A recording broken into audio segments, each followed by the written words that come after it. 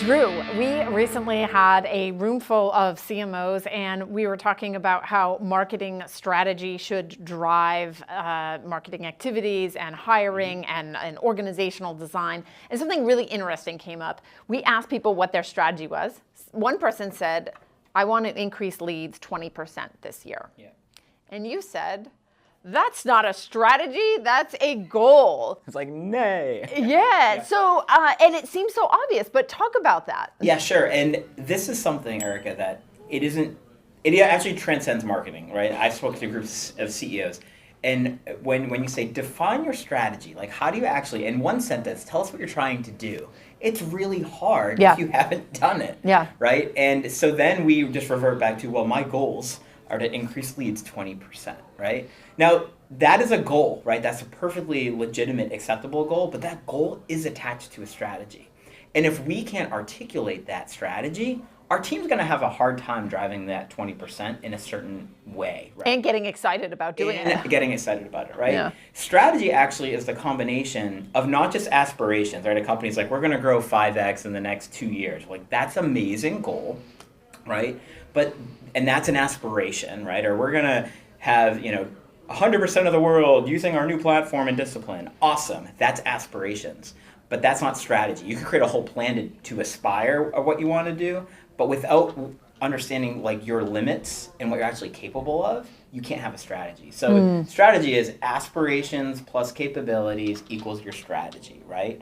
And if you actually define that strategy right, then it's like, hey, our strategy is we're going to leverage, for instance, our network of distributed salespeople, right, to actually create a local customer experience, and the marketing team, therefore, is going to have a really big field marketing presence and component, and a lot of our resources are going to go there. Okay, now we understand like what the strategy is looking like, right?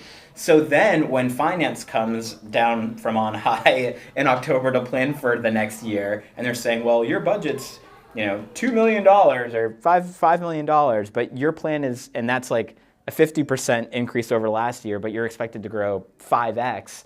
Now you can say, hey, but our strategy is really to do this field thing and to do that, like the size of the market's this. Now you have the ammo to say, are we aligned on the strategy or not? Because if you're just trying to get aligned on numbers and making an argument for why you need spend or not, I think that's where we struggle. And that's where I think people just, when they can't articulate their statement, they're like, 20%, that's my goal, that's my strategy. It's just not going to work. Yeah, and this is the challenge that marketers have. Sometimes they are really great marketers, but they have a hard time achieving that altitude to be business people first and marketers second. Right. And so you know that the strategy is good when there's some risk associated, right?